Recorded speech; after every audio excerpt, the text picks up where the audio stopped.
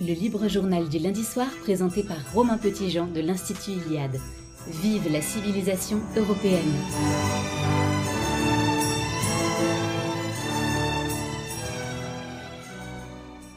Chers amis de Radio Courtoisie, je suis particulièrement heureux de vous retrouver pour cette nouvelle édition du libre journal Vive la civilisation européenne. Je suis bien entouré, comme à mon habitude, par Gabriel Fouquet, bonsoir. Bonsoir Romain. Pierre Leprince. Bonsoir Romain. Xavier Aimant, un habitué de Radio Courtoisie, rédacteur en chef d'Éléments. Bonsoir à tous. Et Walter Aubric. Bonsoir Walter. Bonsoir Romain. Nous aurons avec nous Raphaël Emma à distance pour sa chronique consacrée aux élections municipales. Nous allons aborder un certain nombre de sujets ce soir. Nous allons balayer l'actualité française et internationale. Donc les élections grâce à Raphaël. Nous parlerons du Groenland en introduction de cette émission. Nous évoquerons un certain nombre de musiques grâce à Pierre Leprince qui nous a dégoté en tout cas au moins 2 propositions musicales pour vous, chers auditeurs. Nous évoquerons la thèse, le livre de Jonathan Haidt sur la génération anxieuse. C'est un livre qui est sorti il y a 2 ans maintenant, je pense. Oui, 2 ans. 2 ans. Donc, avec un concept qui fait mouche, on va essayer de voir en quoi il est pertinent pour l'environnement français et européen. Nous évoquerons le sentiment tout particulier qui est celui de l'amitié, grâce au poème de Frédéric de Cinquiaux, et les chroniqueurs sociétaires de ce plateau pourront tout à fait en parler. Et puis évidemment, Gabriel Fouquet nous proposera sa boussole artistique et nous évoquerons peut-être d'autres sujets si le temps nous le permet, ce qui a priori est tout à fait peu probable. Mais je vais essayer quand même de m'employer à diriger cette émission comme il le faut. Alors le Groenland, j'ai voulu commencer pour introduire ce sujet par un geste un peu potache, un peu satirique qui vient des Danois, qui sont les europropriétaires de cette petite île du nord de notre continent, puisque plus de 200 000 citoyens danois ont signé une pétition pour, écoutez bien, chers amis, acheter la Californie. C'est une réponse à la tentative de Trump de s'emparer du Groenland grâce à des moyens sonnants et trébuchants pour le moment. Ils affirment que dans cette pétition, qu'ils offriront très généreusement aux Californiens l'état de droit, un système de santé universel, une politique fondée sur les faits et une réserve à vie de viennoiserie danoise. J'ai trouvé ce geste tout à fait plein d'esprit et finalement pas si décalé de la vérité que nous vivons, puisque finalement Trump, qui proposait de faire une Riviera à Gaza, là maintenant se propose de façon très directe, comme il le fait en sa qualité d'agent immobilier, ancien agent immobilier, promoteur immobilier, désormais président de la première puissance militaire mondiale, de tout simplement acheter l'île du Groenland, avec un certain nombre de prétextes de mémoire, notamment celui que personne n'était capable de le défendre face à des puissances montantes que sont la Russie et la Chine. Et il dit, c'est peut-être une des nouveautés pour les États-Unis dans leur manière de gérer, on va dire, ce leadership mondial. Il le dit directement et sans hypocrisie d'une certaine façon. Donc il y a un côté très choquant pour les chancelleries européennes notamment. Alors je vais me tourner, je sais pas, vers Walter Aubric. Qu'est-ce que vous inspire déjà cette façon de faire de la politique en dehors de tout ordre finalement qu'on avait d'une certaine façon, pour le meilleur et le pire, réussi à instaurer une forme de diplomatie, une forme d'entente entre les nations qui semble complètement chamboulée finalement par Trump. Oui, je crois que Trump poursuit depuis un certain temps maintenant une méthode. Il applique une méthode dont on aura compris le principe au plus tard il y a 2 semaines avec l'affaire du Venezuela, et qui devient d'autant plus compréhensible maintenant avec le cas du Groenland. C'est finalement une rupture par principe avec le droit international, tel qu'on l'a vu émerger en Europe il n'y a pas si longtemps que ça finalement. Beaucoup parlent d'une parenthèse historique, et c'est vrai, c'est une parenthèse historique, mais qui est intimement liée à l'émergence en Europe de l'état de droit, de l'état-nation, pardon. Cet état-nation qui a pris forme concrètement dans le jeu international à l'époque moderne. Donc, ici, on pourrait parler du XVIIe siècle avec le traité de Westphalie, l'ordre westphalien, l'équilibre des puissances en Europe. Trump n'est pas le premier, évidemment, à enfreindre des règles avec le droit international. J'ai envie de dire, le droit international est composé d'autant d'enfreintes qu'il est censé réguler. Aujourd'hui, ce qui est nouveau, c'est que c'est à l'intérieur de la sphère occidentale que ça se passe. Ce qui est relativement inédit. Et ça, quelque part, ça en dit long sur la position de l'Europe, des puissances européennes, qui ne sont précisément peut-être plus des puissances capables de faire en sorte que le droit international à leur égard est appliqué. Parce que c'est quoi finalement le droit international? C'est la mise en forme d'un équilibre de puissance. C'est le langage, le récit à travers lequel on permet d'appliquer entre différents États un certain nombre de règles pour éviter les drames historiques qui ont précédé à l'établissement de ces règles. C'était le cas avec le traité de Westphalie qui a mis fin à la guerre de 30 ans. C'est derrière nous, désormais. Il y a plus cet ordre est désormais complètement bousculé, et ces rapports de force peuvent soit accoucher sur une forme d'anarchie, soit peut-être sur un nouvel ordre. Je ne sais pas si on peut vraiment parler d'un ordre à l'égard du droit international. C'est peut-être une méthode, une façon de procéder qui aujourd'hui est remise en question. Ce qui ne signifie pas qu'elle n'entrera pas, qu'elle ne sera pas appliquée dans un avenir plus ou moins lointain. Il est clair qu'on traverse une période assez inédite pour, en tout cas, ce qui concerne les États modernes du XXe siècle, du XXIe siècle. Il y a quelque chose que vous avez dit qui me marque, c'est la nouveauté, c'est que ça se passe au sein de la sphère occidentale. D'une certaine façon, l'Europe a une qualité de vassal des États-Unis d'Amérique, de cette puissance. Et donc, quand on est vassal d'un seigneur, on attend d'une certaine façon une protection de son seigneur. Or là, le contrat, d'une certaine façon, est rompu. Et les Européens se réveillent avec la gueule de bois. Mais ils se réveillent avec la gueule de bois, d'autant plus qu'ils ont à peu près abdiqué tous leurs outils de puissance au profit des États-Unis en vertu des traités atlantiques, évidemment. Et effectivement, on s'attendait à ce que la fidélité au monde atlantique, à ce pôle géopolitique, allait éviter une remise en question par exemple, de l'intégrité du territoire européen, etc., etc. Manifestement, c'est effectivement pas le cas. Alors, il faut aussi prendre en compte le fait qu'il y a manifestement un bras de fer entre une Europe, disons, institutionnelle et une Amérique de Trump. Est-ce que ça vient en ligne de compte ici? Je n'en suis pas sûr, je ne saurais pas le dire. Enfin, que ce soit Obama, Biden ou Trump, alors certes, la méthode change, les images, les représentations sont pas les mêmes, mais il y a quand même une même inertie de la part des États-Unis d'Amérique dans leur rôle. Enfin, là, il a, dans le document officiel sur la stratégie américaine, il parlait d'un recentrage des États-Unis d'Amérique sur le continent américain. D'ailleurs, ce qui est étonnant, il pourrait avoir jeté d'abord son dévolu sur quelques États de l'Ouest canadien pour essayer d'une certaine façon de faire la liaison avec l'Alaska plutôt que le Groenland. C'est peut-être d'ailleurs la prochaine étape.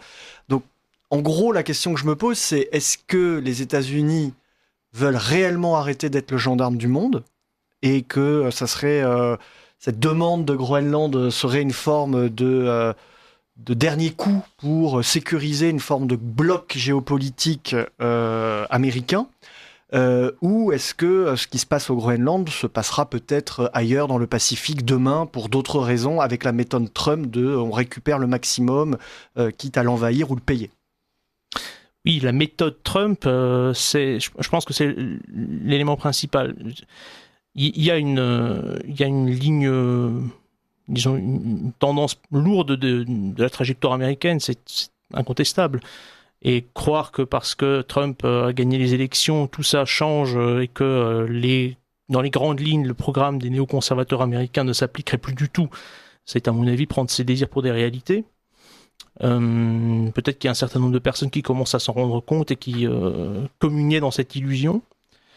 Cela dit, il y a quand même un style Trump qui est particulier et qui est particulièrement performant dans ce genre d'opérations qui peuvent être, comme au Venezuela, fulgurantes et d'une efficacité redoutable. Par ailleurs, peut-être simplement des provocations quand ça concerne le Groenland. Mais est-ce qu'on en est sûr ? C'est ça la question. Alors Xavier Aimant, est-ce que ça vous a inspiré des réactions, et notamment sur la réaction des Européens? Qu'est-ce qu'on doit attendre des Européens selon vous? Alors c'est un sujet évidemment éminemment intéressant quant à notre capacité à réagir et à peser encore sur le plan international. Ce qui est intéressant de noter, c'est que cette idée de rapatrier, si je puis dire, enfin d'obtenir le Groenland, elle n'est pas nouvelle chez Trump. Déjà lors de son premier mandat, il avait, je crois en 2019, évoqué la possibilité d'acheter le Groenland. Il y avait même eu, je crois, un autre plan qui consistait, c'est amusant aussi, à échanger le Groenland contre Porto Rico, qui avait été évoqué. Donc c'est quelque chose qui est assez récurrent chez lui. Donc ça paraît pas comme une simple lubie. C'est quelque chose auquel il pense depuis longtemps. Et d'ailleurs, il avait été interrogé à ce sujet à l'issue de son mandat par 2 journalistes, et il avait fait la réponse suivante qui me paraît tout à fait intéressante et révélatrice de ce qu'il est, et justement de sa méthode. Vous l'avez évoqué, mais là il le dit de façon extrêmement claire. Donc il dit pourquoi vouloir le Groenland, et il répond aux journalistes la chose suivante, je cite: pourquoi est-ce que nous ne l'avons pas? Il suffit de regarder une carte. Je viens de l'immobilier. Quand je vois un bon emplacement, une occasion en or pour le projet que je développe, je me dis tout simplement que je dois absolument l'acquérir. Au fond, ce n'est pas différent.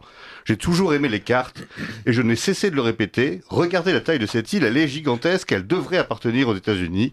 Ce n'est rien d'autre qu'une opération immobilière, simplement à une échelle un peu plus vaste. Voilà, c'est les mots de Donald Trump. Mais pour moi, ça dit tout, ça résume tout. C'est-à-dire qu'en fait, il faut peut-être pas voir autant de géostratégie que, en fait, une simple vision du monde purement commercial et économique. Et il me semble que c'est ça, Trump. En fait, Trump, il voit le monde comme un grand plateau de Monopoly.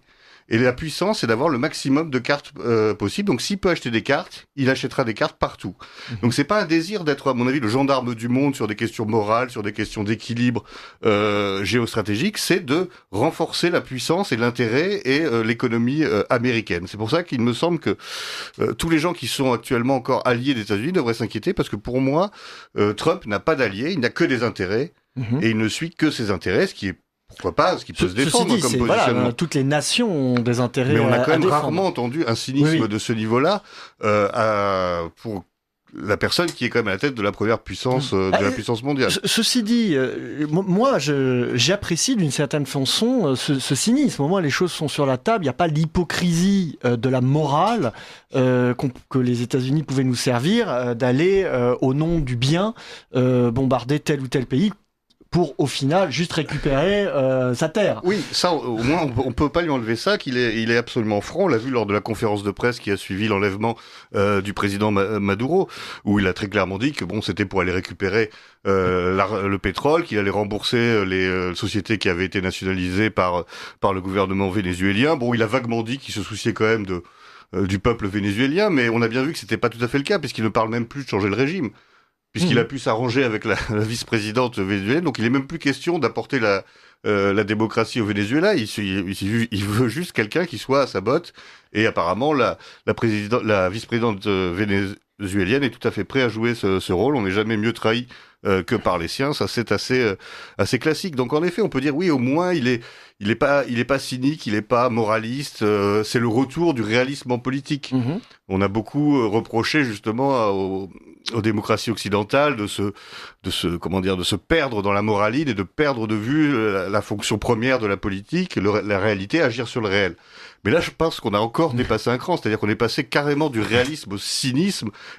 On est au-delà du machiavélisme et on est surtout dans une vision purement économiciste de la politique, c'est-à-dire que vraiment, on a reproché à Emmanuel Macron de comparer la France à une start-up. Donald Trump, lui, semble vouloir diriger les États-Unis comme une grande entreprise. Alors, il y a eu une réaction des Européens, soit de certaines nations, soit de l'Union européenne, pour dire, s'offusquer de cette proposition, dire nous refusons, et des troupes alors très légères qui ont été moquées en fait par leur petit nombre, envoyés par les Belges, les Français, les Danois. Donc il y a c'est un sentiment quand même un peu partagé, c'est-à-dire que la réaction est si faible et petite qu'elle met presque mal à l'aise, et en même temps c'est plutôt une bonne réaction, je trouve, personnellement. Après, on peut en discuter, de réagir et effectivement de montrer que le Groenland et peut-être demain d'autres terres, on ne peut pas justement se les acheter comme dans un jeu de Monopoly. Donc c'est quand même un sentiment un peu ambivalent. Il y avait une question... il y a une réaction... bonsoir, les Danois ne veulent pas la vente du Groenland et pourtant ils achètent de l'armement américain, dont leur F-35. Espérons avec l'affaire du Groenland, le Danemark achètera nos Rafales français bien plus performants que les F-35. Excuse-moi, je voulais pas vous interrompre, messieurs, mais en fait, il me semble que du coup, ça crée une bonne liaison avec ce que tu développais déjà, qui est que nous, on ne peut pas tout acheter. Maintenant, dans un monde cynique tel que l'affiche Trump, l'argument du F-35 se tient presque et soulève une autre question. C'est-à-dire que la seule solution pour lutter contre cet impérialisme américain qui avance enfin à visage découvert, je mets le « enfin » entre guillemets, pour moi ça a toujours été assez clair, serait donc de lutter intégralement contre l'installation des États-Unis sur notre territoire et par tous les moyens. Comment... La plupart des armes vendues par les Américains aux Européens sont encore contrôlées par les Américains. Il n'y a pas d'autonomie stratégique, à part quelques nations, notamment la France. Il y a quelques résidus d'indépendance du côté des armes, mais les autres, en gros, si je caricature, chers auditeurs de Radio Courtoisie, les Américains peuvent, à distance, décider de nous désarmer. Puisqu'ils ont gardé des formes de contrôle sur les armes qu'ils nous ont vendues. Donc voilà, en plus de la vassalité, il y a une dévitalisation totale de notre potentiel, entre guillemets, de projection militaire. Et effectivement, cet achat des F-35 par les Danois en est plutôt un bon exemple. Oui, comme vous le disiez, c'est en plus une vassalité qui n'est pas payée de retour, puisque le Danemark, justement, est un des pays les plus vassaux des États-Unis depuis des années. C'est celui qui est le plus serve, qui est le plus en pointe pour acheter, à faire des contrats avec les USA. Et en réponse, on lui dit tant qu'à faire, on va même se passer d'intermédiaire. On va occuper le Groenland. Oui, mais les Danois vont peut-être pouvoir aller à Porto Rico. En Californie. Acheter en Californie. Et ça change tout. C'est sûr que pour les vacances, c'est peut-être plus sympathique que le Groenland, mais toujours est-il que cette réaction des Européens que vous évoquiez, moi je la trouve excellente. On passe notre vie à taper sur l'Union européenne, donc pour une fois qu'il se passe quelque chose d'à peu près positif, il faut quand même le souligner. Et je pense qu'elle est justement intelligente aussi par sa mesure. Parce que si on avait envoyé des troupes comme une espèce de provocation, ça aurait fait monter la tension inutilement. Et on sait qu'en plus, je pense que Donald Trump, faut pas trop le titiller, il monte assez vite dans les tours. Donc si on était allé avec envoyer des corps combattants, des chars, etc., ça aurait pu être vu comme une provocation. Et là, on serait arrivé peut-être assez rapidement à une situation de tension qui aurait été difficilement gérable pour les Européens, il faut bien le reconnaître. Alors que là, on le place justement en situation de dire c'est lui qui doit faire le pas supplémentaire dans la montée aux extrêmes s'il veut vraiment intervenir ou envoyer lui des hommes au Groenland par exemple. On lui donne le rôle de l'agresseur maintenant. Alors pour finir sur ce sujet, puisque sinon on n'aura pas le temps de parler des autres, je voudrais qu'on se prête au jeu un peu de la prospective. On a parlé du changement de méthode, on a parlé d'un affaiblissement, c'est peu de le dire, du droit international, et pourquoi pas d'une reconfiguration d'un certain nombre de blocs, une reconfiguration géopolitique à coup de butoir, finalement. Comment on peut imaginer le monde dans 20 ans? Est-ce que effectivement cette volonté des États-Unis d'Amérique, en tout cas dans les déclarations de ne plus être le gendarme du monde, mais de se mobiliser sur son bloc américain face à la montée de la puissance chinoise et d'une certaine forme de résistance de ce cœur russo-eurasiatique, a du sens, ou est-ce qu'on peut imaginer au contraire une continuité un peu larvée de l'ordre actuel? Comment vous voyez les choses? Là, c'est vraiment un exercice de prospective, soyez à l'aise, je veux dire, vous pouvez vous tromper ou pas. Vous avez... Oui, alors si on prend effectivement l'affaire du Groenland comme un révélateur, oui, voilà. Ça ouvre des perspectives nouvelles qui seront peut-être bénéfiques pour le développement de l'Europe, d'une Europe puissante, celle qu'on pourrait la souhaiter, se l'imaginer, dont nous sommes encore très loin.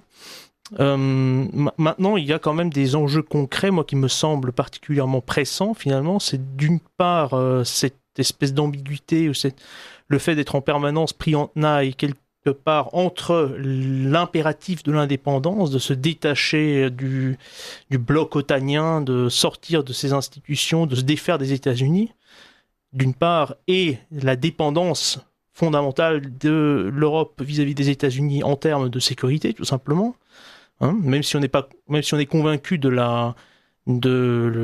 fait que la Russie ne va pas nécessairement vouloir envahir l'Europe demain, il y a quand même un certain nombre d'impératifs de sécurité minimum qu'il faut pouvoir assurer, sinon ça serait de l'inconscience totale. Il y a ça d'une part, et d'autre part, il y a le fait que l'attitude même de Trump, cette manière de faire de la politique, rend les choses très imprévisibles. C'est-à-dire qu'on ne peut plus compter sur des normes, justement, qui sont celles du droit public européen historique, du droit international. Mais c'est ça, c'est vrai que le droit international, c'est quand même une longue maturation. C'est un produit de l'histoire. Voilà, on peut l'apprécier ou pas, on peut effectivement constater que la force pure s'affranchit de ce droit, mais c'est une forme de civilité, finalement, un marqueur civilisationnel, en tout cas de la nôtre. Absolument, c'est en ces termes d'ailleurs que le pensait Carl Schmitt, qui était, je le rappelle, un défenseur du droit international, de l'ancien droit international, c'est-à-dire de l'ordre, quelque part, de l'équilibre des puissances, tel qu'il était hérité de l'ordre westphalien. Alors dans cette équilibre des puissances, justement, face à la puissance des États-Unis d'Amérique, on a vraiment l'impression que personne ne se lève et forme une forme d'équilibre, de contre-pouvoir. C'est très difficile dans la mesure où les jeux internes de l'Europe se sont construits depuis un certain nombre d'années, de décennies même, par rapport à cette dépendance américaine. Je pense aujourd'hui au mouvement qui incarne de façon plus emblématique une sorte de renouveau national en Europe. Il y a beaucoup de mouvements liés aux intérêts atlantiques. L'Italie de Giorgia Meloni est quand même relativement proche des États-Unis, historiquement parlant, dans les intérêts géopolitiques, c'est assez clair. C'est le pays qui a le plus de bases américaines en Europe. Oui, voilà. Très bien, écoutez, c'était forcément court, on aimerait prolonger cette discussion. Merci pour vos premiers commentaires. Nous allons nous reposer avec une première pause musicale proposée par Pierre Leprince. À vous la parole, Pierre. Alors, pour cette première pastille musicale, ça m'a été inspiré par un film vu récemment, Le Midsommar d'Ari Aster. Excellent film d'horreur folklorique où d'innocents étudiants en anthropologie se retrouvent dans un festival néo-païen en Norvège et où, évidemment, tout se finira assez mal pour la plupart de nos protagonistes. Mais ce film doit beaucoup à un monument du genre, le fameux Wicker Man, ou Homme d'osier en français, de Robin Hardy, sorti en 1973. Un film cher à mon cœur qui voit un policier britannique catholique aux prises avec une communauté païenne isolée sur une île écossaise, avec en antagoniste l'immense Christopher Lee dans un de ses meilleurs rôles, d'après ses propres dires. Et ce film dote aussi son statut de film culte à son excellente bande originale, composée par Paul Giovanni, dont je vous propose d'écouter un extrait. Je vous encourage donc vivement à regarder The Wicker Man, et on écoute donc Maypole de Paul Giovanni, une jolie ritournelle sur le cycle de la vie. Bonne écoute.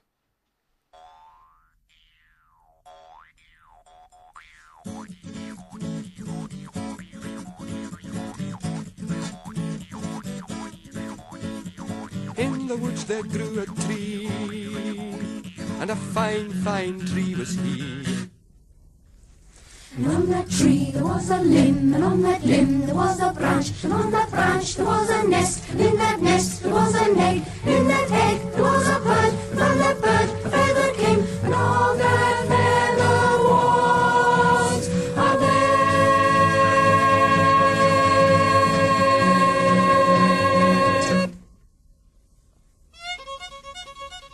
And on that bed there was a girl, and on that girl there was a man, and on that man there was a seed, from that seed there was a boy, and from that boy there was a man, and from that man there was a grave, and from that grave there grew a tree.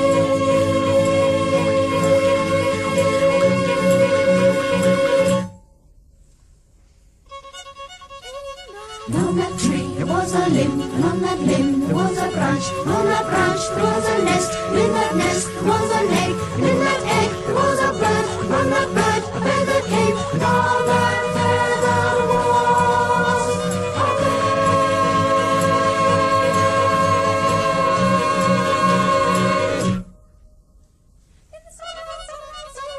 And on that bed there was a girl, and on that girl there was a man, and on that man there was a seed, and on that seed there was a boy, and on that boy there was a man, and on that man there was a grave, and from that grave there grew a tree.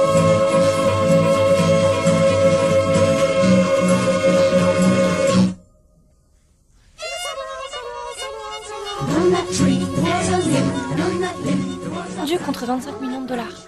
Nous revoilà dans le studio de Radio Courtoisie. Nous avons reçu de nombreuses questions, je vais vous les lire. Merci aux auditeurs de participer. Nous aurons peut-être un petit peu de temps à la fin pour y répondre. Des remarques, des questions. Un auditeur qui nous dit « Les Danois sont d'autant moins intéressés par Puerto Rico que c'était eux qui avaient vendu leurs Antilles aux USA au siècle dernier. » Effectivement, les Indes occidentales danoises ont été cédées aux États-Unis d'Amérique le 12 décembre 1916 pour la modique somme de 25 millions de dollars. Un auditeur qui nous dit « Bonsoir à tous, la brutalité de Trump sert nos intérêts et nous ouvre les yeux. » Ça a été un petit peu dit par Xavier Aimant qui disait que ça nous ouvrait les yeux, ce choc-là, en me faisant l'avocat du diable. Alors attention, il y a toute une démonstration de cet auditeur. Est-ce que le Groenland, ce n'est pas la Belgique de 1940 ? Si on avait envahi la Belgique avant les Allemands, et si on y avait prolongé la ligne Maginot, on aurait peut-être échappé à l'invasion du 10 mai 1940. Évidemment, avec mon raisonnement, on peut nous prendre Clipperton ou les Kerguelen. Belle émission. C'est un commentaire d'un auditeur de Radio Courtoisie que je remercie. Enfin, bonsoir. Le Groenland est pratiquement américain depuis 1951. Donc tout ça, tout ce que vous venez de dire, chers auditeurs, c'est du théâtre.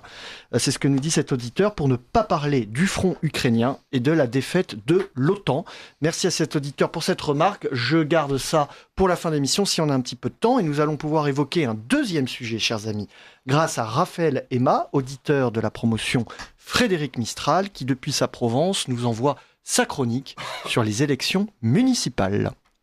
Chers amis, vous le savez, l'année 2026 débute par une échéance électorale. Vous en avez forcément entendu parler tant la campagne semble avoir démarré officiellement avec la fin des fêtes. Mais les élections municipales auront lieu en France le 15 et 22 mars. Vous le savez, je ne suis pas le plus fervent partisan de la politique institutionnelle. J'ai la plupart du temps milité dans des associations identitaires qui ne se présentent pas aux élections et dédié la majorité de mon énergie au combat métapolitique, celui qui cherche plus à influencer les idées que les intentions de vote dans les urnes. Pourtant, j'ai parfois fait l'expérience de la politique traditionnelle. J'ai travaillé un temps au service d'un parlementaire et j'ai fait parfois campagne pour des hommes politiques. De mon expérience de la politique institutionnelle, j'ai retenu une chose, un principe. L'échelon local est toujours l'échelon politique où l'action est la plus pertinente. À la droite de la droite, on aime bien la philosophie.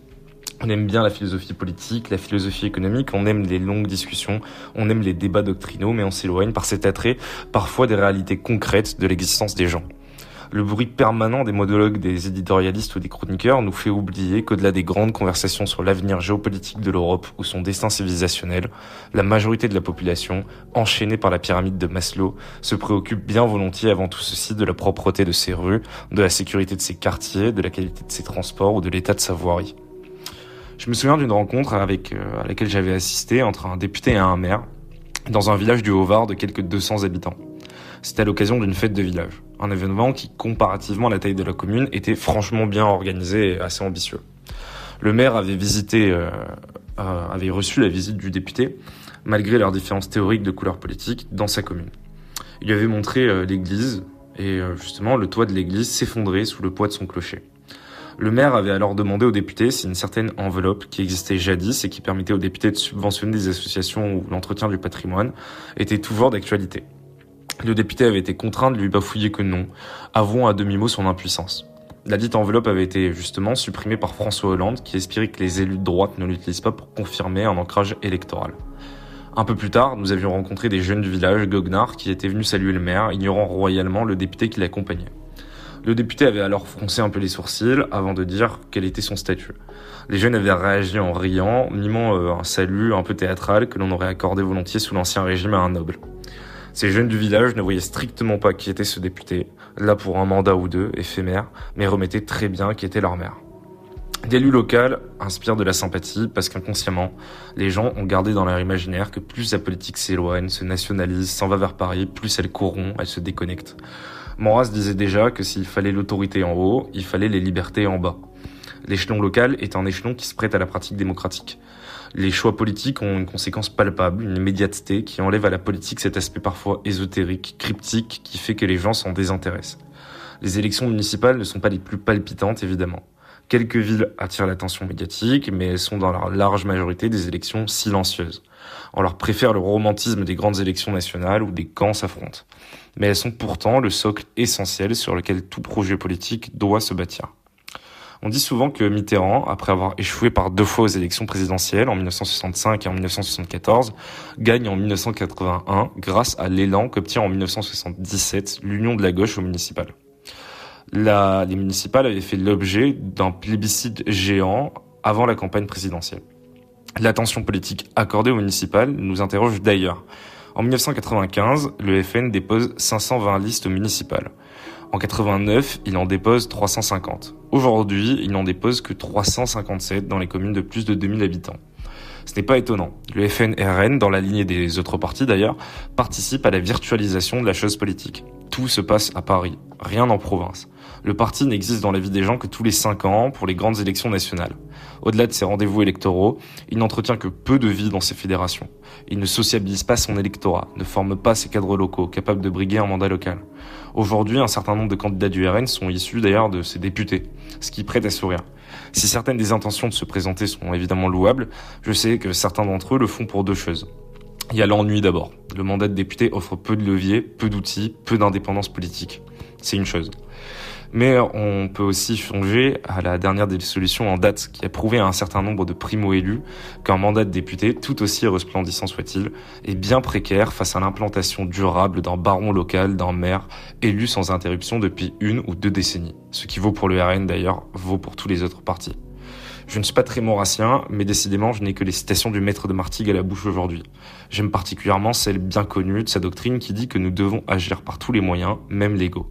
C'est évidemment pertinent de s'engager à l'échelle locale dans les élections municipales pour les partis les plus proches de vos idées. Vous pouvez même avoir l'ambition de vous présenter en indépendant pour incarner une ligne singulière. C'est par exemple la démarche de Jean-Eudes Gana, militant identitaire qui se présente sous sa propre étiquette à Segré d'Anjou dans une commune où le RN ne se présente pas. Demain, un Gana conseiller municipal incarnera une crédibilité institutionnelle pour l'ensemble de la mouvance à la droite du RN. Une perspective intéressante qui en ouvre d'autres. Engagez-vous sur vos listes aussi car la dépolitisation ambiante les rend difficiles à boucler, même pour les plus grandes formations électorales. Il faut désidéologiser un peu votre rapport à la politique, au moins d'apparence. Les étiquettes idéologiques ont tendance à se brouiller plus on s'approche de l'échelon local. Demain, si des entitaires comme nous deviennent conseillers municipaux, adjoints, c'est autant de digues que nous créerons localement. Si demain un centre de migrants venait s'implanter dans votre commune, les outils offerts par un tel mandat nous seront des plus utiles. Alors je le dis sans mettre le théâtre d'ombre démocratique sur un piédestal et en gardant à l'esprit que même au plus petit échelon, la politique sait se montrer cynique, mais engagez-vous. Engagez-vous, car si vous ne le faites pas, personne ne le fera à votre place, comme à chaque fois. Si vous ne vous intéressez pas à la politique, ne vous inquiétez pas, la politique, elle, s'intéresse bien à vous.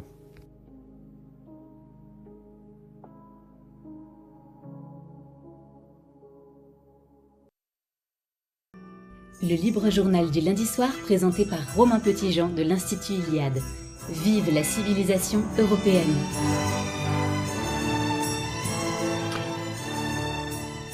Oui, très bel appel de Raphaël Aima à l'engagement. Je crois qu'on a 136 000 communes en France, que jusqu'au 26 février, vous pouvez vous manifester pour monter une liste en tête de liste ou rejoindre une liste. Je pense que Raphaël a tout à fait raison. Il y a, grâce à ce lien direct, il y a une forme quand même de pouvoir que l'on a en tant que maire ou que conseiller municipal. Il ne faut pas du tout le négliger. C'est un rôle qui est éminemment beau, très frustrant, très contraignant. Voilà, l'enfant qui tombe de la balançoire dans le parc, le maire se retrouve derrière les barreaux, on connaît tout ça. Mais s'il y a autant de maires qui sont reconnus, et c'est l'échelon politique préféré des Français, ce n'est pas pour rien. Donc répondez à cet appel, vous pouvez le faire facilement. Vous pouvez aussi militer tout simplement en regardant dans les listes qui se présentent, celles qui sur des sujets fondamentaux comme la lutte contre l'immigration, l'enracinement, la promotion du local, etc. Vous pouvez faire votre course des petits chevaux, choisir la meilleure des casaques et boiter, coller, tracter. Il y a beaucoup d'élections qui se jouent à quelques voix près et votre effort peut être tout à fait payant. Je préciserai juste peut-être par rapport à la chronique que les frontières idéologiques, contrairement à ce que dit Raphaël Aima, ne s'effacent pas dans de nombreuses villes. Elles existent toujours, ces frontières idéologiques. La différence, c'est que l'élection est non partisane. Il n'y a pas l'étiquette du parti, ce côté justement course de petits chevaux. Ça sera un rapport peut-être plus humain, mais la bataille idéologique, la confrontation des idées, même dans des tout petits villages, elle se fait et ça nécessite l'engagement de chacun. Xavier Aimant, peut-être un petit mot sur cette échéance en mars, les élections. Oui, je partage très largement le propos de Raphaël Aima. Ce qui est vrai et que vous avez souligné, c'est que ces fonctions locales, ce sont certainement les plus importantes pour la vie quotidienne des Français, mais c'est aussi les plus ingrates. D'ailleurs, on le voit bien, on a de plus en plus de difficultés à trouver des gens qui sont prêts à être maires d'un petit village.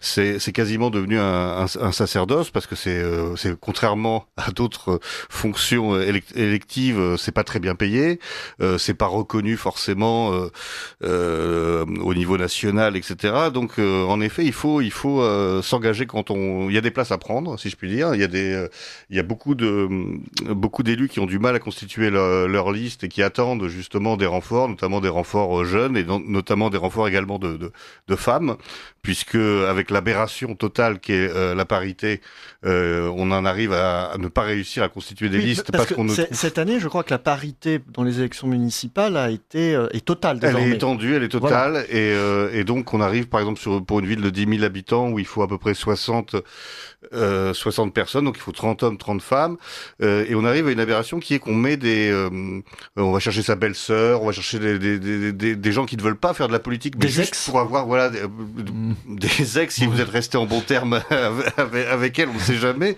mais voilà, donc des gens qui ne sont pas impliqués dans la politique, juste pour faire du nombre, pour correspondre à cette vraiment cette aberration idéologique qu'est la parité. Je suis pas sûr que ce soit rendre hommage aux femmes et à celles qui sont vraiment engagées que de chercher entre guillemets des potiches ou des plantes vertes pour juste meubler ces listes. Enfin ça c'est un autre débat, mais en effet l'importance de ces élections, elle nous échappe parfois parce que c'est moins glamour, si je puis dire, que les combats nationaux. Il y a moins d'enjeux peut-être purement politique, mais c'est vrai que pour notre quotidien, c'est important, même si encore une fois, les postes locaux sont également frustrants parce que vous n'avez pas non plus tous les pouvoirs. Dans une ville, c'est pas comme si vous aviez votre fief et que vous alliez pouvoir faire votre contre-société. Ce serait tout à fait sympathique, mais c'est malheureusement assez impossible, notamment sur les questions d'immigration, de sécurité. Vous n'avez pas les mains complètement libres, notamment pour ce qui concerne l'installation de foyers de migrants, par exemple. Là, les maires ont des moyens évidemment de se défendre, mais normalement, c'est pas eux qui décident. À la base. Ça, c'est quelque chose vraiment pour conclure sur ce sujet que j'invite tout le monde à faire. Renseignez-vous sur le programme que les candidats sont obligés de vous présenter, même dans la dernière ligne droite. Rendez-vous dans les conférences publiques où chacun est censé expliquer ce qu'il va faire pour le mandat qu'on va lui donner, et vous pouvez poser les questions qui fâchent. Devant tout le monde, il ne faut pas avoir peur de dire « et sur l'immigration », sur l'application d'un certain nombre de... Le maire est un officier de justice, oui, donc sûr, voilà, oui. quelle va être quelles sont vos résolutions. Ça l'oblige à répondre devant l'Assemblée, devant la communauté des habitants, et ça peut avoir un réel effet. Une simple question au micro dans une réunion publique peut vraiment avoir un effet, donc je vous invite à le faire quand vous avez la possibilité de le faire. Merci encore à Raphaël pour cette chronique. Je souhaitais aborder avec vous un autre sujet que je vous ai annoncé en sommaire, c'est le concept de génération anxieuse. Alors ce concept nous vient d'un auteur américain, Jonathan Haidt, qui démontre en fait, à l'aide de très nombreuses données statistiques, que l'explosion, donc ça c'est la date, l'anthrax de son étude entre 2010 et 2015, du smartphone, du haut débit et des réseaux sociaux a provoqué une détérioration brutale et généralisée de la santé mentale des adolescents dans le monde occidental. C'est peut-être quelque chose que vous pouvez envisager, on peut l'imaginer. Lui, il le mesure grâce à des études. Explosion des dépressions, anxiété, automutilation, et suicide. Très fort chez les filles. Il attribue ce phénomène à la substitution des interactions physiques réelles, essentielles au développement de la maturité socio-émotionnelle, par un monde virtuel désincarné, asynchrone, anxiogène et favorisant le sentiment permanent d'isolement et d'insuffisance. Alors le panorama est quand même aussi anxiogène que son concept l'est. Il rejette, lui, l'idée que cette génération anxieuse réagirait principalement aux menaces objectives, climat, guerre, précarité, ce qui est aussi une explication qu'on entend souvent, et il lie le problème à la surprotection éducative des décennies précédentes qui ont supprimé le jeu libre et les expériences de résilience. Donc finalement, je pense qu'il évoque la génération des boomers, du baby-boom, qui ont joui sans entrave et ont créé les conditions contraires pour leur propre progéniture, interdisant de façon consciente ou inconsciente ces derniers à se confronter au monde, à la vie réelle, et les enfermant dans des sortes de cages dorées virtuelles. Il parle beaucoup justement de l'interdiction du smartphone, qui pourrait être, selon lui, une solution. Voilà donc une thèse, à mon avis, fondamentale. On le pressent. Comment elle se traduit en France pour ce que l'on connaît autour de nous? Walter Aubric, vous avez lu ce livre, et qu'est-ce que ça vous inspire? Est-ce que vous pensez que ces thèses sont finalement propres aux États-Unis, ou on retrouve le même phénomène en France et en Europe occidentale? Oui, alors il faut déjà dire que le livre de Jonathan Haidt, donc paru en 2024, c'est très récent, s'appuie sur des données principalement issues du monde anglo-saxon, États-Unis, Grande-Bretagne. J'illustre avec quelques chiffres pour que les auditeurs aient une vue concrète des choses. Quand il est question de l'augmentation de l'angoisse, de la dépression, des attitudes violentes, auto-agressives de la génération Z, parce que c'est de cette génération-là qu'on parle ici, c'est-à-dire ceux qui ont atteint l'adolescence à partir de 2010 à peu près. On parle concrètement, depuis 2004, d'une augmentation du taux de dépression de 145% chez les filles aux États-Unis, de 161% chez les garçons. On parle de l'augmentation de troubles anxieux, on parle de l'augmentation donc de comportements auto-agressifs, une augmentation de 188% chez les filles, de 48% chez les garçons, d'une augmentation du taux de suicide de 167% chez les filles, de 91% chez les garçons. Ce sont des phénomènes massifs, en fait. Ce sont des phénomènes... Alors, évidemment, on peut dire que c'est une question d'échelle, c'est-à-dire que peut-être qu'il y a une libération de la parole dans les sondages, peut-être aussi qu'aujourd'hui, on accorde plus d'attention à ces phénomènes qu'avant. C'est possible, mais enfin, ça efface pas totalement les chiffres, quand même. Bon, les chiffres sont réels. Le taux de suicide ne s'improvise pas. Il se mesure, et en 2004, on savait déjà mesurer les suicides, estimer quelle mort d'adolescent était un suicide. Bon, alors... évidemment, ces chiffres sont anglo-saxons. Il y a des chiffres pour la Grande-Bretagne qui sont similaires, qui s'inversent un petit peu dans le rapport des sexes, c'est-à-dire que c'est les garçons qui sont davantage concernés que les filles. Mais enfin, ça, on peut essayer de le déduire d'un contexte particulier. Alors, pourquoi cette étude de Jonathan Hyde a rencontré tant de succès ? Je pense que finalement, c'est uniquement parce qu'il met en chiffres, il montre de façon objective et scientifique quelque chose dont nous avons tous l'intuition. L'utilisation des réseaux sociaux, l'utilisation rendue accessible massivement par le smartphone. Le smartphone est un outil qui finalement a principalement servi la normalisation, la massification de l'utilisation de ces réseaux. Les conséquences de ce développement des réseaux sociaux, on le sait tous, a des conséquences concrètes, psychologiques concrètes. Seulement, est-ce qu'on arrive à correctement les interpréter ? Bon, ça, c'est autre chose, et c'est justement ce que propose Jonathan Hyde. Alors, dans le contexte français, évidemment que c'est la même chose. On est face aux mêmes techniques que les Américains. Donc, il n'y a pas de raison que les effets soient différents. Maintenant, on a reproché à l'étude de Hyde de transformer une corrélation. Effectivement, il y a une augmentation de tous ces phénomènes aux environs du début des années 2010, de transformer cette corrélation en causalité. Oui, c'est-à-dire, on parle du smartphone. Voilà, du smartphone, et puis on peut élargir à d'autres pratiques, évidemment, qui sont voisines. Bon. Maintenant, Jonathan Hyde donne quand même des explications concrètes, c'est-à-dire d'une part psychosomatique, c'est-à-dire réduction massive du temps de sommeil, phénomène d'addiction avec les téléphones et les réseaux, détérioration de l'attention due au format, en fait, au format très court. On connaît ça, les Reels sur Facebook. On a des... J'ai lu, petite parenthèse, que les séries qui sont consommées à haute dose par la jeunesse occidentale étaient en train d'évoluer et que désormais tous les producteurs mettaient des flashbacks et multiplient les flashbacks pour rappeler ce qui s'est passé dans les épisodes précédents.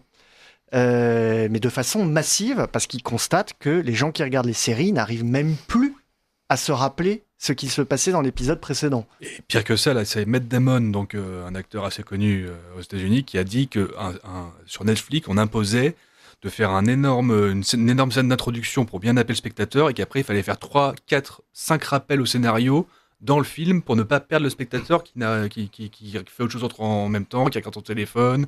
C'est ça, donc symptomatique d'une perte d'attention. Et aussi les dialoguistes. Pour renforcer encore, les dialoguistes sont invités à faire dire à leurs personnages tout ce qu'ils font.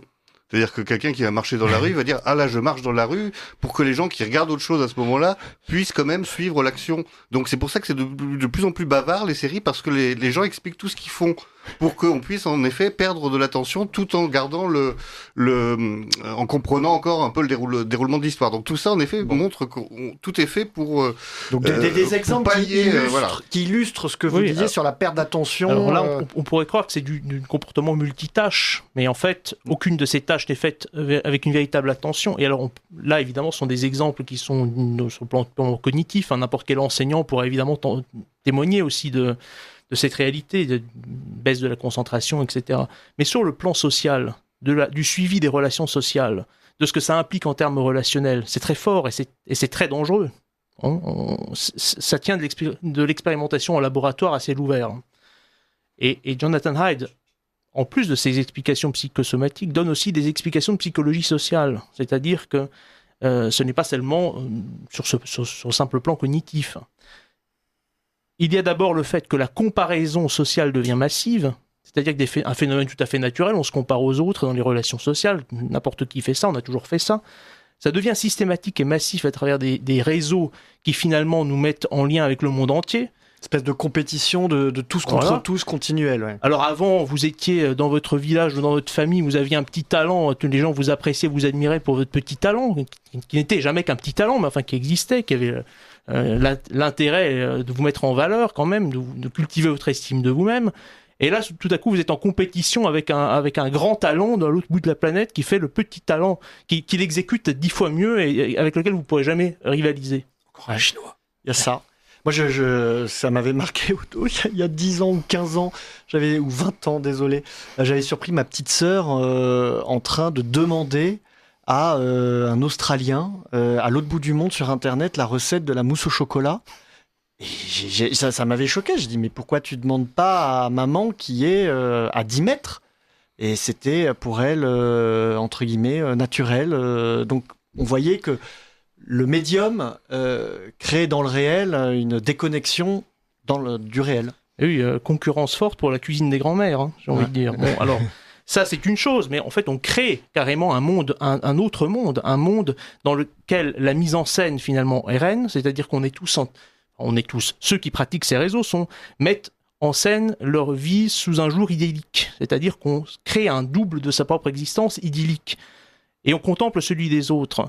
Et tout en complexant à la fois du fait qu'on ne répond pas soi-même à son propre idéal qu'on met en scène, mais en plus en prenant au sérieux la mise en scène des autres. Ce qui fait qu'on rentre dans une espèce de délire collectif qui, à mon avis, tient de la pathologie sociale, ni plus ni moins. Alors je vais me permettre une petite incartade sur une autre thèse, et malheureusement, je suis désolé, je ne peux pas citer, d'ailleurs, c'est peut-être juste une thèse commune qui ne relève pas d'un grand auteur, c'est que les enfants, les adolescents, ne sont pas accros au smartphone. Ils sont accros à la liberté, à l'exploration et à la découverte.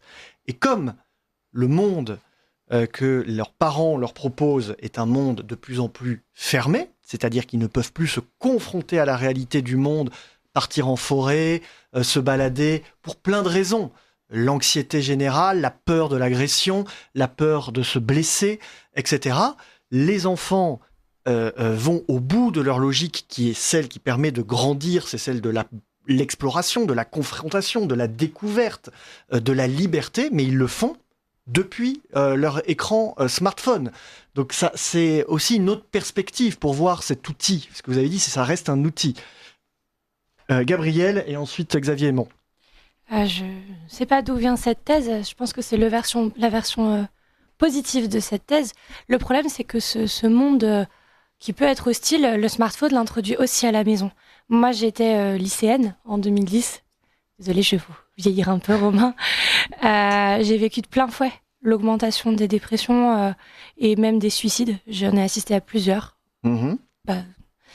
Et un des risques majeurs de l'arrivée de ces smartphones, ça a été aussi que jusqu'en 2005-2007, l'enfant harcelé à l'école, et donc l'école étant l'environnement hostile, ouvert mais hostile, pouvait rentrer chez lui et être protégé de ce monde hostile. C'est le premier rôle du foyer, vous protéger.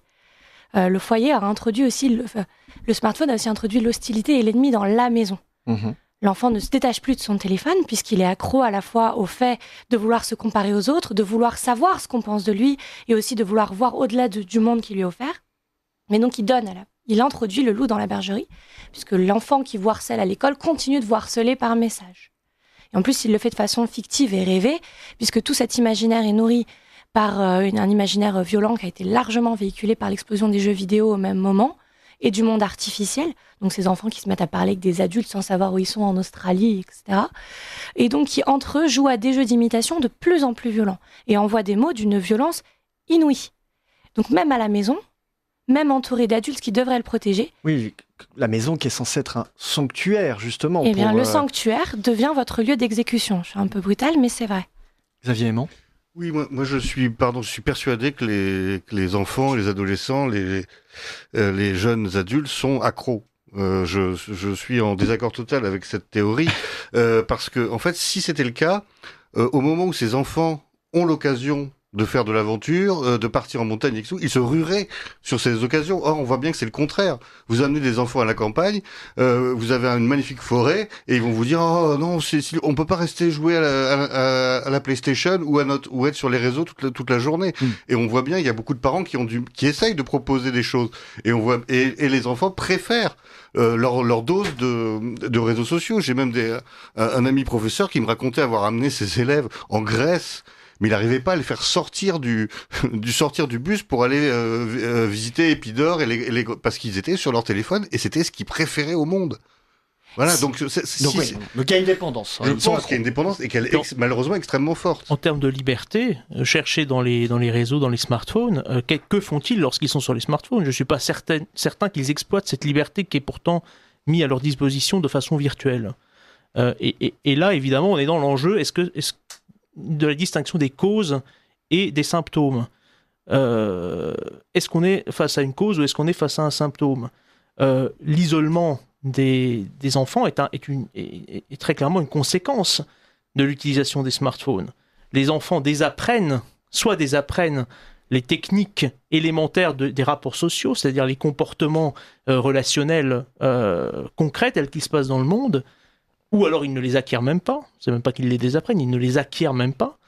Et donc, effectivement, comment ensuite se débrouiller ? Donc, autant rester dans le sanctuaire virtuel qui est en fait qui n'est plus un sanctuaire, qui n'est pas un sanctuaire, qui est un sanctuaire fictif. Et je crois que ce dont parlait Gabriel Fouquet est très, très important. Les enseignants peuvent le mesurer. Moi, pour moi, là, actuellement, ce sujet est en résonance directe avec un fait divers qui s'est passé la semaine dernière. On parle beaucoup depuis quelques années maintenant de harcèlement scolaire. La semaine dernière, en région parisienne, dans un lycée de région parisienne, une adolescente de 17 ans, élève de terminale, s'est jetée devant un RER suite à des faits de harcèlement. Comment on peut essayer de comprendre ce phénomène ? Moi, j'ai l'impression, tous les trentenaires et les quarantenaires pourront témoigner de la même chose. Le harcèlement existait à telle ou telle échelle quand nous étions dans les établissements scolaires, dans notre scolarité. Qu'est-ce qui permet d'expliquer que aujourd'hui, ces phénomènes dont tout le monde est plus ou moins acteur d'une manière ou d'une autre, en le voulant, en ne le voulant pas vraiment, sans nécessairement que ça porte à conséquence. Comment se fait-il qu'aujourd'hui ça ait des causes aussi fatales ? Je suis là encore pas certain que ce soit le fait d'un effet d'échelle, de focale. C'est pas parce qu'il y a plus de visibilité aujourd'hui, il y a quand même des chiffres toujours qui sont derrière. Et je pense que sur ce plan-là, Jonathan Haidt fournit des explications qu'il faut peut-être élargir. Moi, je pense qu'il y a plus largement un phénomène de rupture dans la société de confiance qui fait que on a de moins en moins confiance les uns en les autres, donc on s'isole aussi. Donc on préfère le monde délesté, le monde, disons, rendu artificiel, rendu très facilement praticable, pour lequel on n'a plus besoin d'aller à la rencontre effective de l'autre. On se contente d'appliquer les codes qui sont en ligne et qui nous mettent de façon très simple en relation avec telle ou telle personne parce que ça nous apporte quelque chose qu'on recherche, mais la rugosité, les aspérités du vrai contact humain finalement sont éliminées.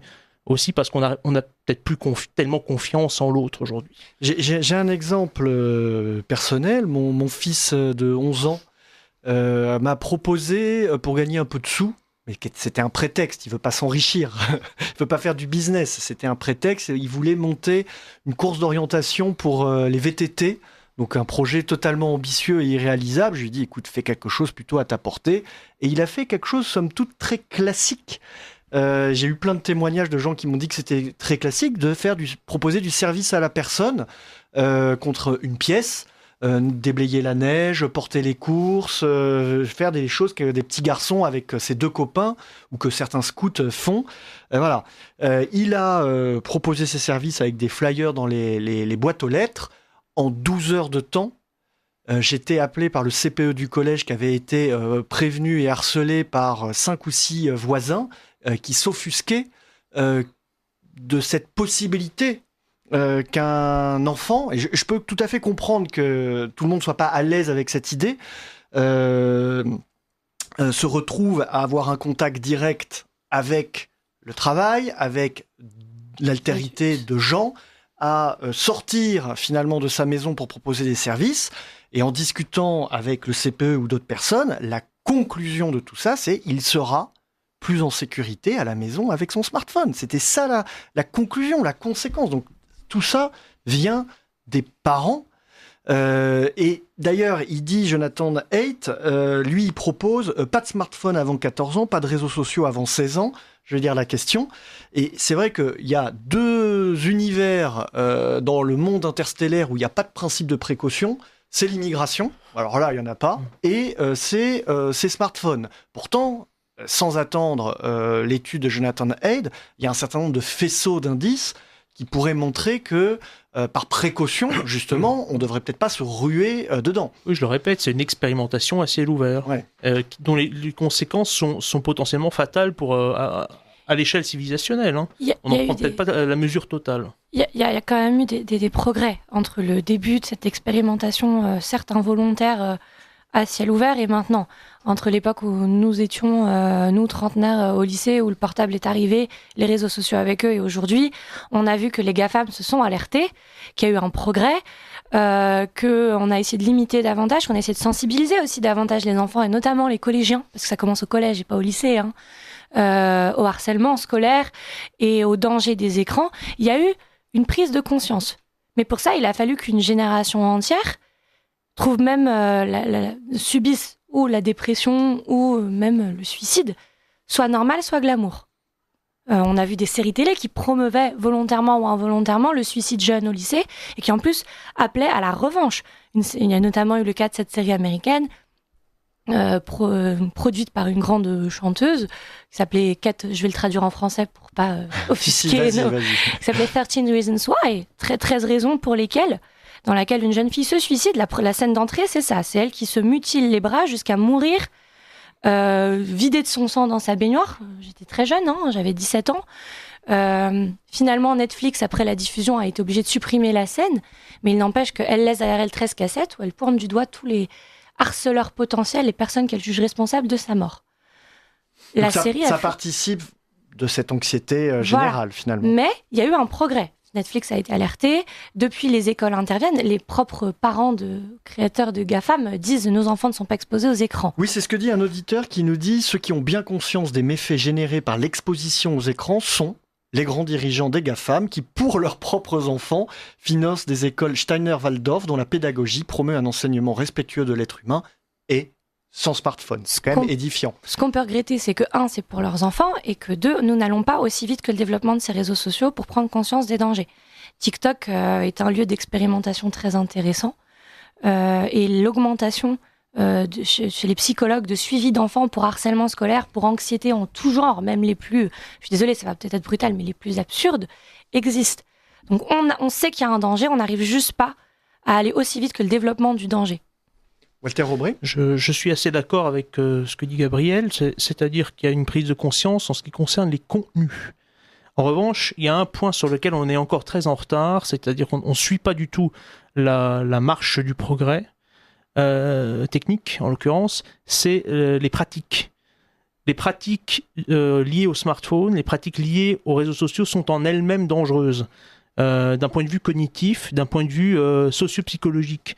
Et c'est ces éléments-là dont il s'agit maintenant de prendre conscience, et rapidement. Et moi, non seulement je suis favorable à l'interdiction du smartphone à partir avant un certain âge, mais je suis aussi pour un enseignement qui enseigne aux élèves, qui les mette en contact avec ces techniques. Il serait totalement simple. Moi, personnellement, pour vous donner un peu d'expérience personnelle, moi j'ai grandi à une époque, j'étais au lycée à une époque où le smartphone n'existait pas encore, on avait encore des téléphones cellulaires en fait, classiques. Ça posait absolument aucun problème en tant que tel. Pourquoi n'est-on pas capable de créer des modèles de téléphone adaptés à un certain âge qui permet à la fois de... Il y a eu des tentatives. Ça existe. Oui, ça existe.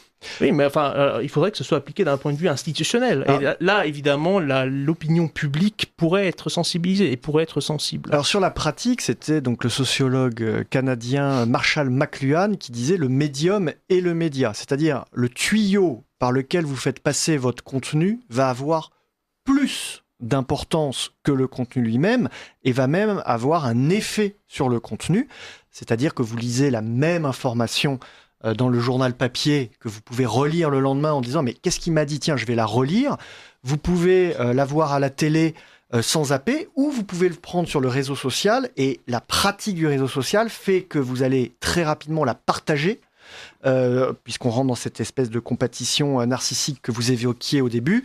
Et c'est ça que je voulais dire, c'est-à-dire qu'effectivement, l'outil, puisque le smartphone est un outil, engage le contenu et change son monde finalement. On va arriver, sauf si Xavier Aimant voulait peut-être conclure sur ce sujet, ou s'il y avait d'autres remarques sur notre deuxième pause musicale. Pierre Le Prince, qui est un roi ce soir, nous propose... Alors, la fève. J'ai pas eu la fève, on n'a pas tiré les rois. Bref, alors, déjà mea culpa, car un auditeur me signale que l'intrigue du film Midsommar se déroule en Suède et non en Norvège, donc désolé pour cette erreur. Et pour ce second interlude, je voulais vous partager mon dernier petit coup de cœur musical du moment, un énergique groupe de rock breton qui s'appelle Totoro, nom visiblement inspiré d'un des célèbres films du studio japonais Ghibli. Bref, le groupe joue un rock instrumental où les guitares tantôt mélodiques, tantôt abrasives mènent la danse, accompagné par une section rythmique très solide. Un groupe que je vous invite donc à voir en live s'il passe près de chez vous ou à découvrir sur vos plateformes préférées. Nous écoutons donc Matthews Bridges, issu de l'album So Far So Good. Bonne écoute et au mois prochain pour une nouvelle chronique.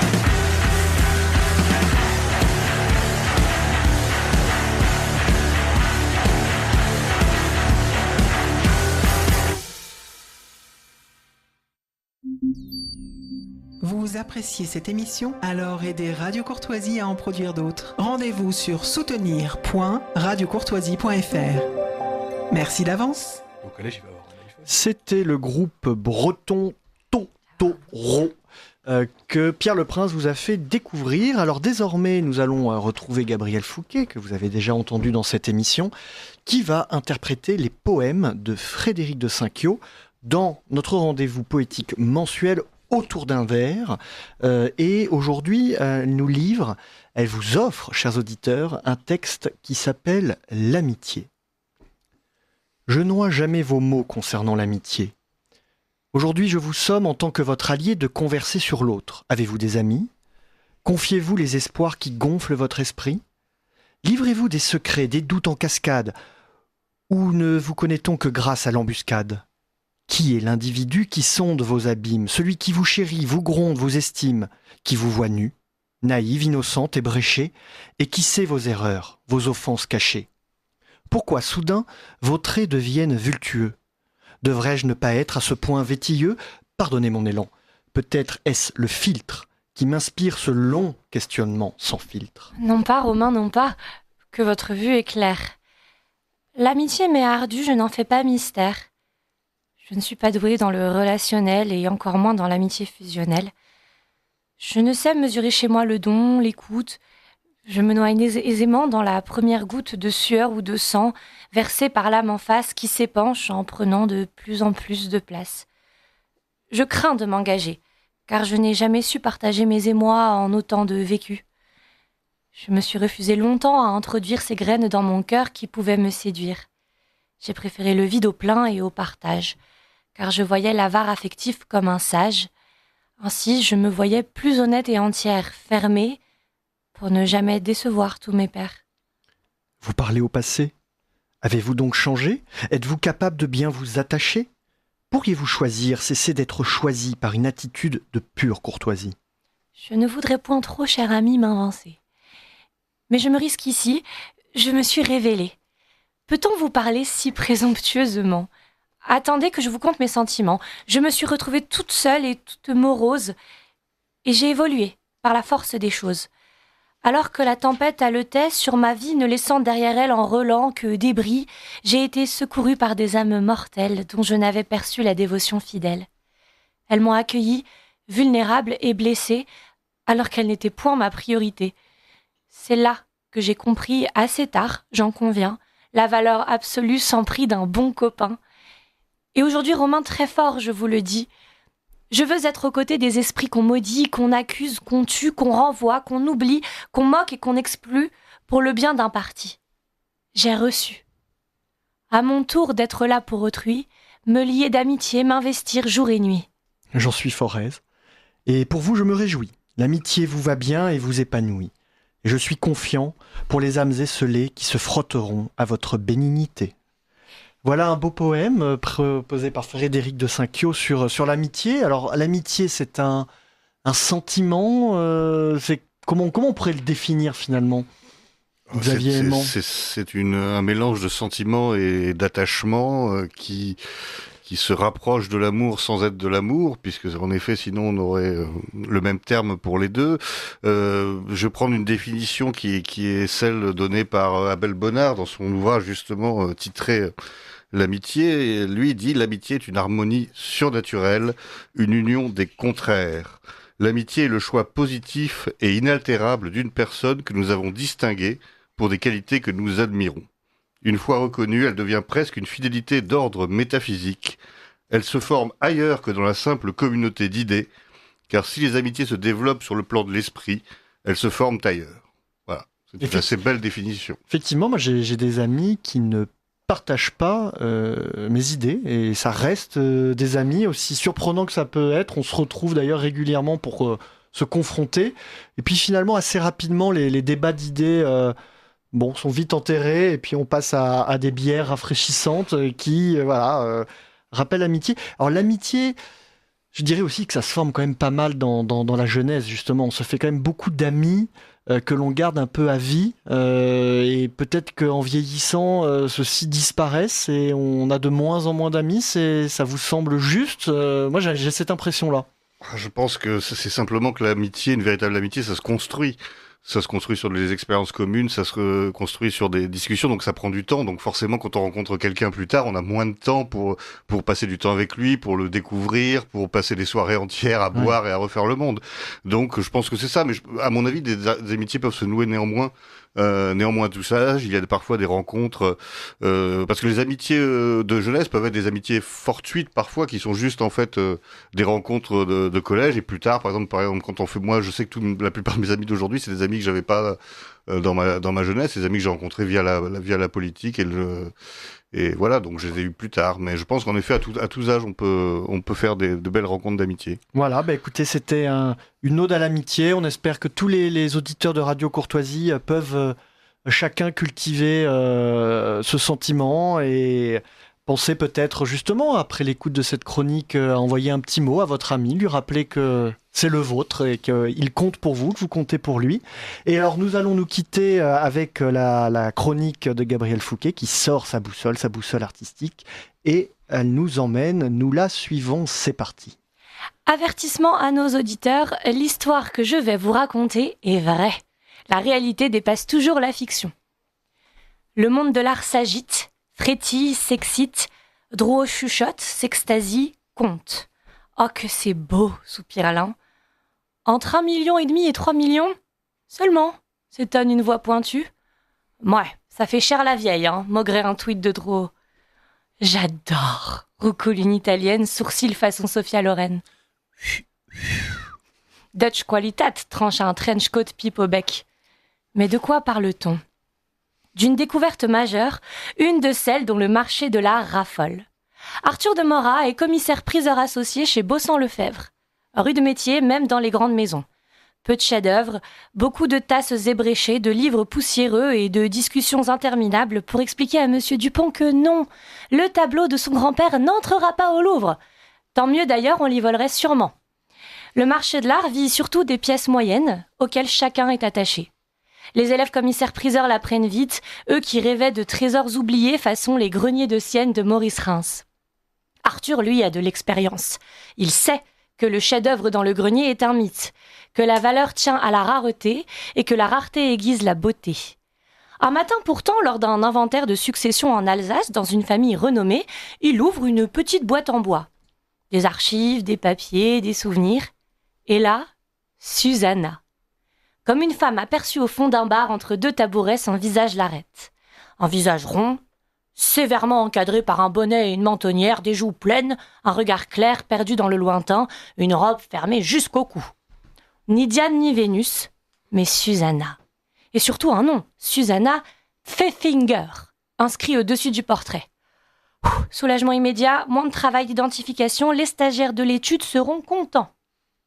Le prénom lui plaît, Susanna. Il évoque ces jeunes femmes surprises au bain par des vieillards libidineux. La date aussi, 1517, une femme d'âge mûr. Mais ce qui retient vraiment son regard, ce sont 2 lettres tracées au-dessus du nom. HB. Hans Holbein. Arthur conseille à la famille de faire expertiser le dessin. Ni une ni deux, une photo est envoyée par mail au cabinet de Beiser, référence mondiale du dessin ancien. Tout s'accélère, Susanna dévoile ses charmes. La feuille est minuscule, quasiment une carte postale. Papier préparé à la poudre d'os, dessin à la pointe métallique en redétend recouvert d'argent. Une technique virtuose, impitoyable. Maître absolu du genre, Albrecht Dürer, contemporain de Susanna. Or, Dürer avait un élève favori, son meilleur au dire de ses contemporains, Hans Baldung, H.B. Le cabinet de Beiser a du flair, il soumet le dessin au professeur Metzger, qui est le conservateur des dessins anciens à l'Albertina de Vienne. Verdict, le dessin est bien, de Hans Baldung Green. Une œuvre inconnue jusqu'alors, un inédit, jackpot.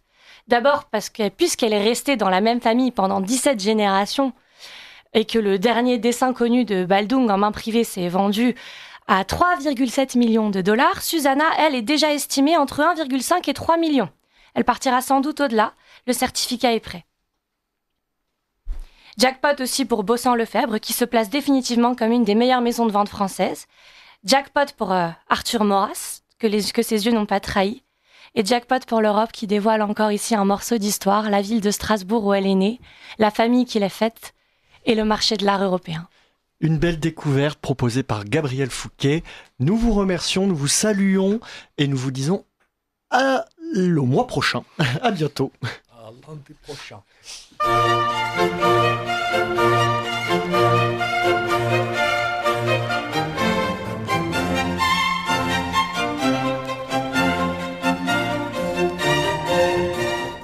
Vous venez d'entendre le libre journal du lundi soir, dirigé par Romain Petitjean, diffusé en direct sur Radio Courtoisie lundi 19 janvier 2026, de 19h30 à 21h, et réalisé par Claudia. N'oubliez pas que Radio Courtoisie est une radio culturelle associative. Afin de sauvegarder une indépendance absolue, Radio Courtoisie refuse toute ressource publicitaire. Radio Courtoisie ne vit que grâce à ses auditeurs. Aidez-nous à demeurer libres. Rendez-vous sur soutenir.rc.fr et accédez à l'ensemble de nos archives à partir de 5 € par an. Si vous le désirez, nous pouvons vous faire parvenir un enregistrement de cette émission. Commandez le CD-ROM pour le prix franc de port de 9 € ou 6 € seulement si vous êtes adhérent de notre association. Je vous rappelle notre adresse, Radio Courtoisie, 61 boulevard Murat, 75 016, Paris.